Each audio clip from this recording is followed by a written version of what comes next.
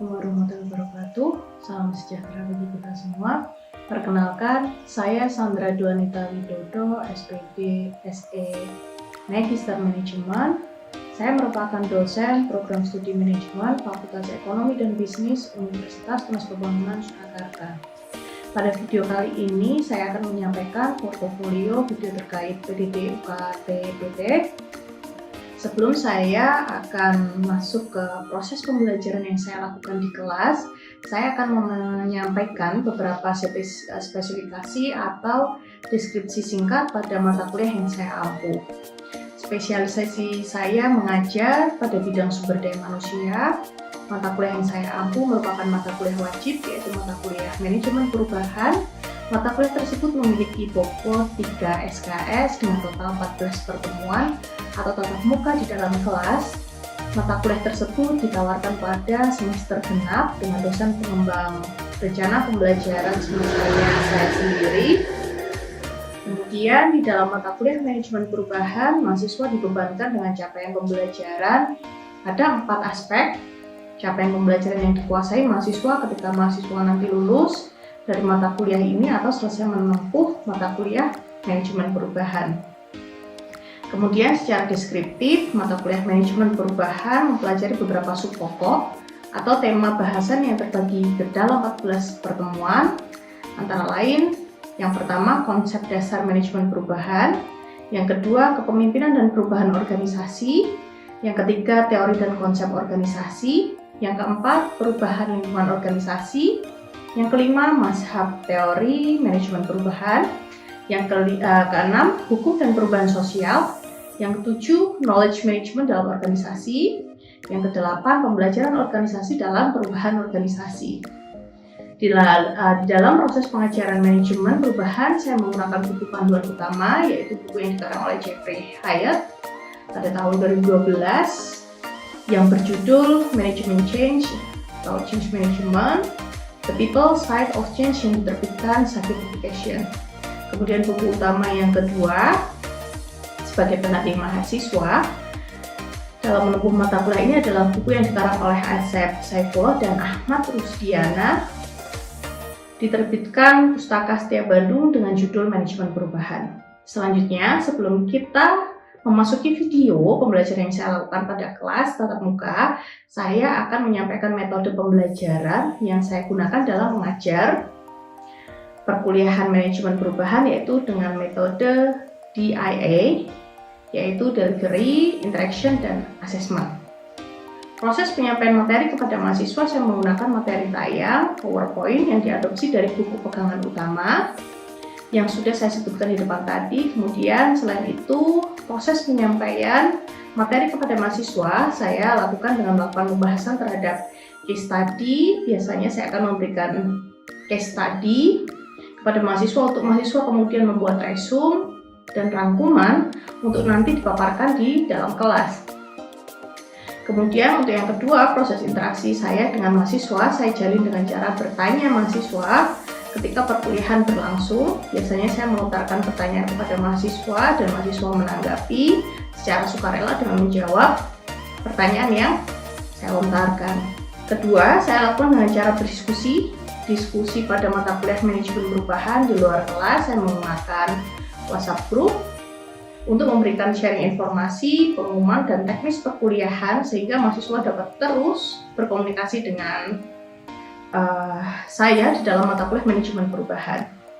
Proses interaksi pada perkuliahan manajemen perubahan saya menggunakan metode group discussion dengan melontarkan beberapa topik, kemudian antar grup diskusi, antar grup mahasiswa melakukan diskusi dengan menanggapi, kemudian saya sebagai dosen memberikan tanggapan terhadap respon mahasiswa. Yang ketiga, assessment. Asesmen saya sampaikan pada saat kontrak perkuliahan, yaitu ketika awal perkuliahan dimulai. Di sana saya menyampaikan beberapa variabel dan komponen penilaian, sehingga jauh-jauh hari mahasiswa dapat mempersiapkan diri supaya mendapat nilai yang optimal di dalam kelas. Komponen penilaian mata kuliah ini adalah yang pertama, kehadiran, yang kedua, tugas terstruktur, yang ketiga, tugas tidak terstruktur, yang keempat ujian tengah semester, dan yang terakhir ujian akhir semester. Masing-masing untuk kehadiran persentase 10%, kemudian tugas terstruktur 15%, dan yang ketiga tidak terstruktur 15%, yang keempat ujian tengah semester 25%, yang kelima ujian akhir semester 35%.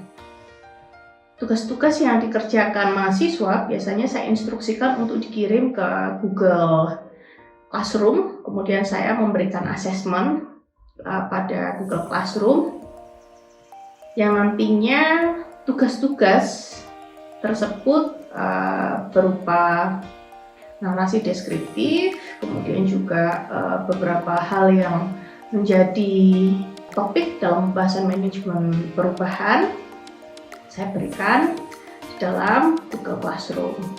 Kemudian selanjutnya tugas yang sifatnya spontan, biasanya saya memberikan kuis di awal perkuliahan untuk merefresh kembali pengetahuan dan pemahaman mahasiswa mengenai mata kuliah manajemen perubahan.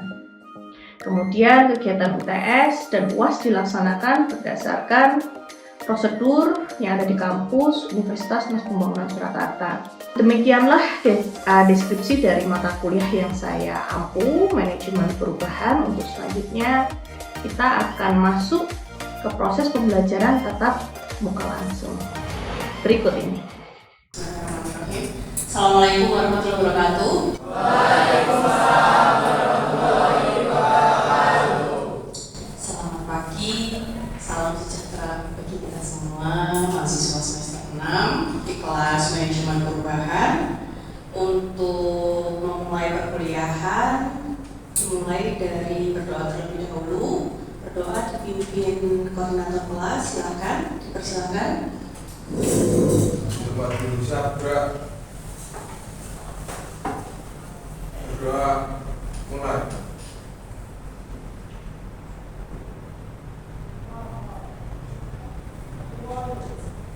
Doa selesai. Oke, baik, terima kasih. Saya presensi terlebih dahulu.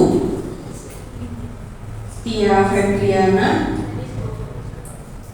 Paulina Ria Vanessa, Bayu Saputra Kurniawan, Nanda Salsabila Khairunisa, Dodi Khairul Anam, Andrean, Nabila Afranida Kumsum, Ferawati Satyawarnaningsih, Vicky Hendro Yunanto, Joko Tulus.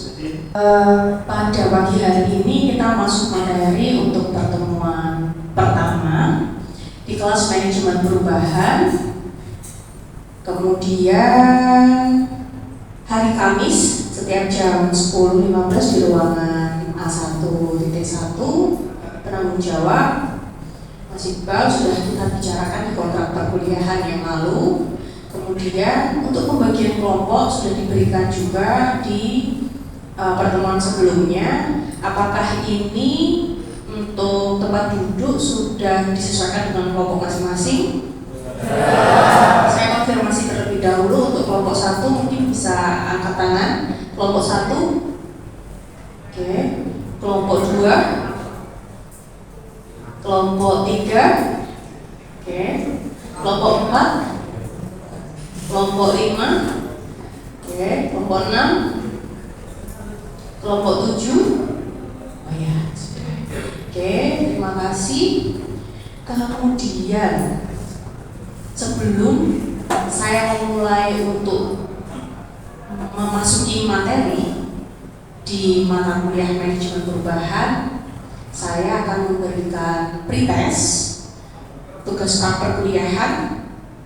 Silahkan masing-masing mahasiswa menyiapkan secari kertas, kemudian tuliskan jawaban mengenai definisi manajemen perubahan beserta implementasi pada kegiatan sehari-hari yang sudah dilakukan. Waktu yang saya berikan kurang lebih 10 menit dari sekarang. Silahkan. Perkuliahan dengan pertanyaan di atas menyebutkan bagaimana proses implementasi dari manajemen perubahan. Dari pertanyaan tersebut, adakah mahasiswa yang bisa menjawab? Oke, ada 2 mahasiswa yang akan menjawab. Saya persilakan terlebih dahulu.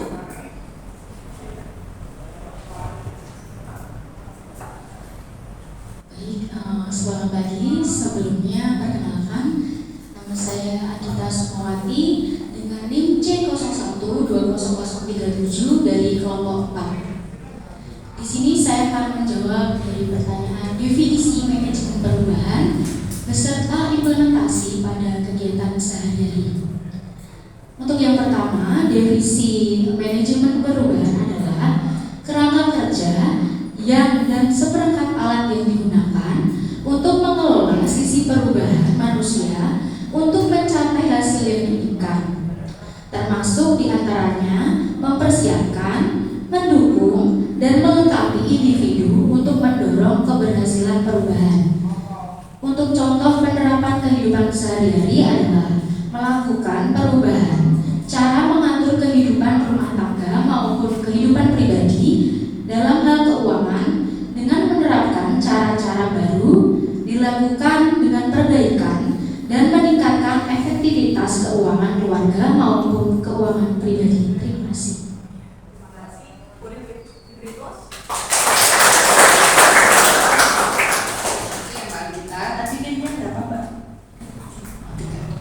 Oke, baik. Untuk selanjutnya, silakan.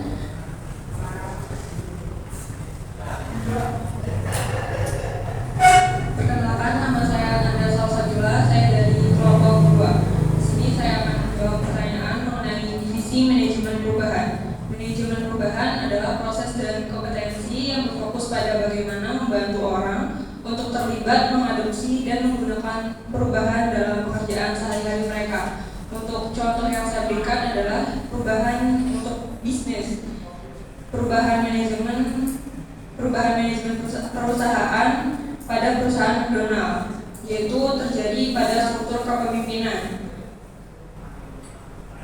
Pada kepemimpinan McD, McDonald menjalankan bisnisnya melalui drive-in. Kemudian pada saat pergantian direktur perusahaan, Roy Kroc, itu manajemen McDonald berubah menjadi restoran yang berkonsep keluarga.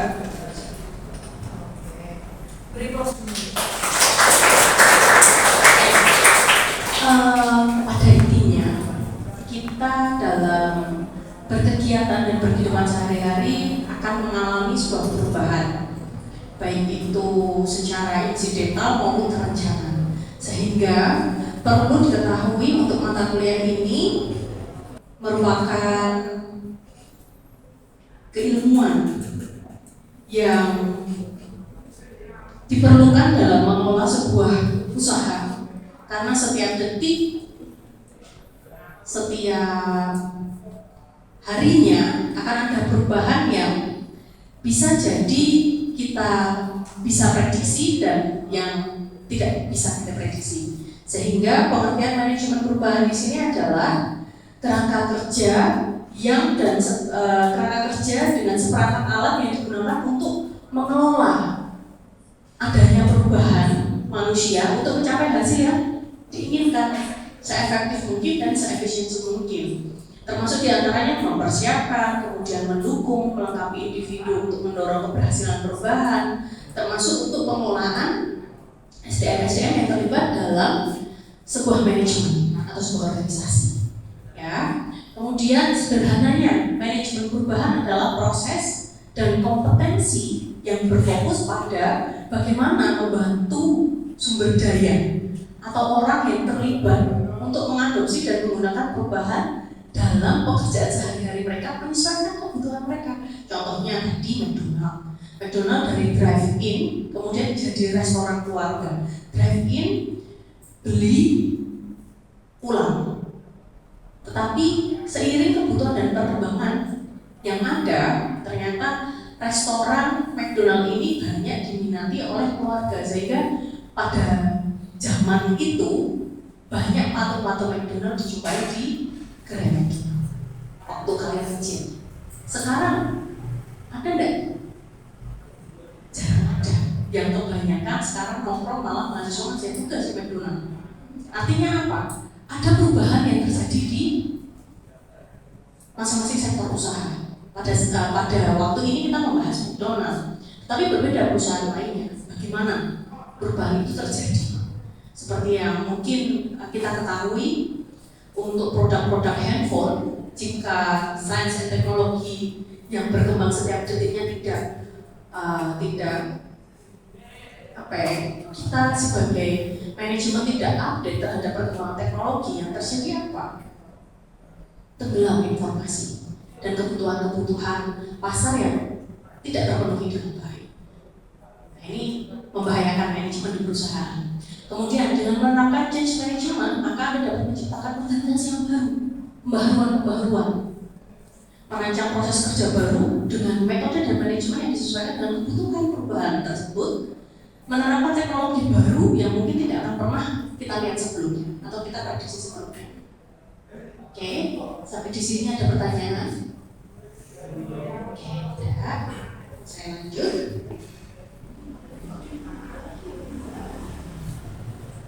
Kemudian di sini organisasi mengantisipasi untuk memperbarui begitu ya segala bentuk proses bisnis dan informasi pada era lingkungan yang dinamis. Artinya apa? Kehidupan sosial kalian, baik di lingkungan kampus, di keluarga, di pekerjaan, maupun di lingkungan sosial, di rumah itu selalu dinamis. Bagaimana kita perlu beradaptasi dan menyikapi dengan adanya perubahan dengan respon itu yang terencana, baik yang terencana maupun yang tidak terencana. Tadi yang saya sebutkan unpredictable dan diprediksi. Nah, ini respon yang terencana atau tidak terencana untuk menghadapi berbagai macam tekanan dan kekuatan, sehingga perlu adanya latihan khusus bagi kalian mahasiswa jenjang strata untuk mendapatkan modal bagaimana menjadi seseorang yang tumbuh dengan kuat di era perubahan yang dinamis. Caranya apa? Silahkan kalian ikut berorganisasi. Implementasikan manajemen perubahan ke dalam kegiatan sehari-hari kalian. Nah, ini kebutuhan untuk berubah saat ini telah menjadi suatu titik keseimbangan dan normal. Bagaimana respon manusia ketika tidak peka terhadap perubahan? Yang terjadi apa? Kurang maksimal dalam berkegiatan, menyesuaikan adaptasi dengan lingkungan yang baru. Oke, jenis-jenis perubahan organisasi diklasifikasikan berdasar ruang lingkup dan kedalamannya. Nah, ini menurut Dan Anderson dan Linda S. di buku dan jurnal pada mata kuliah ini di handbook yang kita gunakan. Ada 3 macam tipe berikut ini. Ada developmental change, transitional change, transformational change. Nah, penjelasan selanjutnya akan saya jelaskan secara singkat begitu ya. Development change, peningkatan terhadap sistem yang sudah ada. Artinya apa? Perubahan ini adalah untuk memperbaiki keterampilan, metode standar kerja yang sudah ada, atau kondisi yang telah ada karena berbagai alasan. Jadi mungkin adanya perubahan yang unpredictable sehingga manajemen perlu beradaptasi untuk menyesuaikan perubahan tersebut. Nah, ini tidak mengukur kebutuhan sekarang atau yang akan datang jika karena alasan tertentu sistem saat ini tidak sesuai dengan harapan. Organisasi membuat perubahan keselarasan agar sesuai dengan harapan. Nah, ini artinya perubahan secara implementatif dibutuhkan dalam keadaan terdesak, kepepet. Kemudian apa? Segera dilakukan perubahan. Ini development change. Kemudian transitional change. Transitional change ini adalah implementasi keadaan baru dari keadaan lama yang diketahui sebelumnya. Sudah artinya apa? Sudah diprediksi. Cara-cara dalam bekerja diganti dengan proses yang baru. Mungkin cara yang lama menggunakan metode A, kemudian ada plan B, plan C, plan D. Yang digunakan saat ini adalah plan B. Ketika gagal, tidak sesuai dengan adaptasi perubahan baru, ya kita menggunakan plan C. dengan sekian. Makanya kita harus strategis dalam menentukan pilihan untuk menentukan arah kebijakan, baik itu nanti besok di pekerjaan maupun di kegiatan organisasi kalian.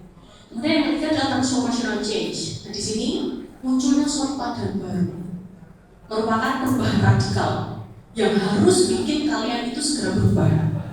Contohnya apa? Organisasi membuang atau menghilangkan keadaan yang sudah ada diganti dengan menjadi keadaan yang baru. Benar-benar dihilangkan kebiasaan lama, diganti dengan kebiasaan baru. Nah ini keadaan yang baru ini sama sekali belum diketahui. Seperti apa perubahan yang kita rasakan? COVID-19. Yang kita rasakan apa perubahannya? Semua orang harus berdiam diri di rumah, beraktivitas secara terbatas, menggunakan masker, jaga jarak dan sebagainya. Itu hal yang unpredictable, termasuk kegiatan-kegiatan sosial, kegiatan-kegiatan yang ada di masyarakat, kemudian di pendidikan dan sebagainya. Semua sektor aspek kehidupan berdampak ya. Nah ini, sampai sini ada pertanyaan? Belum? Oke, baik. Di sini saya akan memberikan tugas kelompok. Silahkan disiapkan, cari kertas. Oke. Masing-masing kelompok silahkan memilih satu jenis tipe perubahan untuk dipahami lebih lanjut begitu ya. Untuk disimulasikan dan diberikan analogi untuk implementasi dari ketiga tipe tersebut. Jadi mungkin saya akan berikan waktu kurang lebih 15 menit untuk masing-masing kelompok berdiskusi aktif dengan teman-teman satu kelompoknya, kemudian nanti dipaparkan sesuai dengan arahan nantinya. Ya, silakan saya berikan waktu kurang lebih 20 menit dimulai dari sekarang. Jadi di sini saya mewakili dari kelompok 3. Di sini saya akan menjelaskan tentang simulasi implementasi tentang transitional change.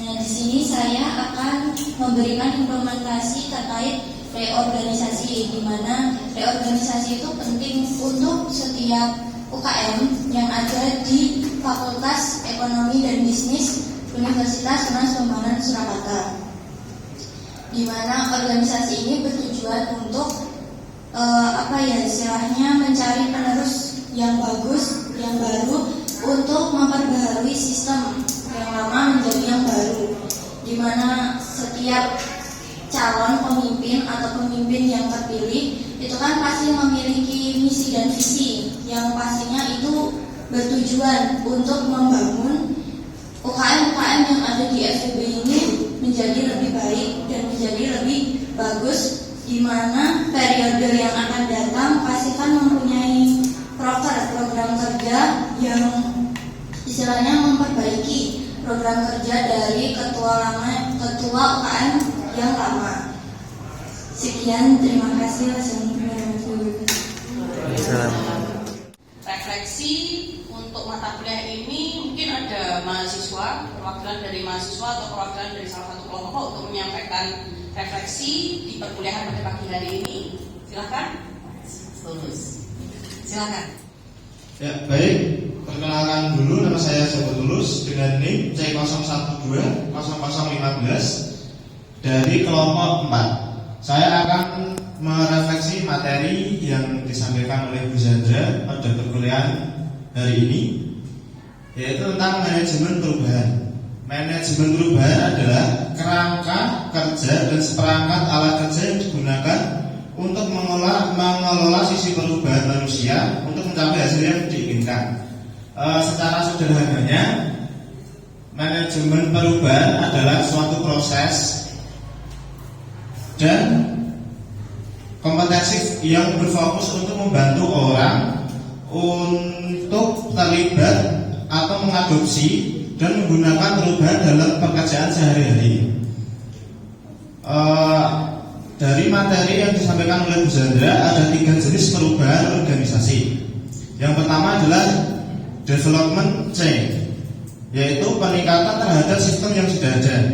Yang kedua, transitional change, yaitu implementasi keadaan baru yang sudah diketahui. Yang ketiga, transformation change, yaitu munculnya suatu keadaan baru. Cukup, terima kasih.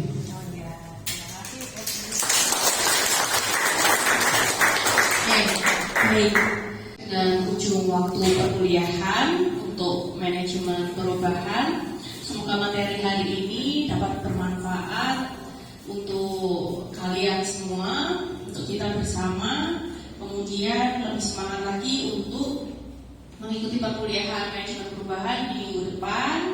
Kemudian silakan kelompok yang sudah presentasi untuk mengumpulkan tugas. Untuk kelompok selanjutnya bisa mempersiapkan diri untuk presentasi dan juga tugas kelompoknya. Oke, sampai dengan ini ada pertanyaan?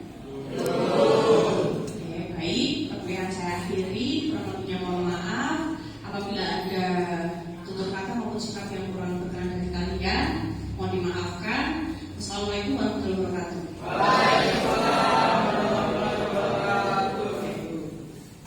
Baik, berdasarkan video pembelajaran tadi, pada sesi akhir ini saya akan menyampaikan proses evaluasi pembelajaran di setiap pertemuannya.